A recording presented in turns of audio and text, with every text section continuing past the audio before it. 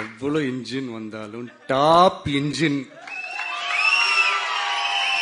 நம்ம டிவிக்கே தான். விஜய் அவர்கிட்ட இன்ஜின் இருக்கான்னு எனக்கு தெரியலையே. அட்லீஸ்ட் எங்ககிட்ட இன்ஜின் இருக்கு.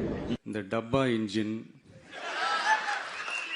ஓட்டை இன்ஜின், எவ்வளவு இன்ஜின் வந்தாலும் டாப் இன்ஜின்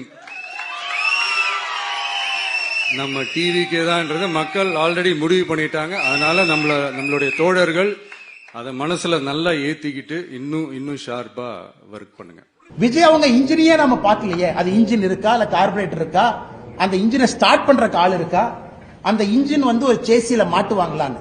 வண்டி இல்ல, சேசி இல்ல, இன்ஜின் இல்ல, அதுக்குள்ள போடுற பெட்ரோல் இல்ல, டீசல் இல்ல.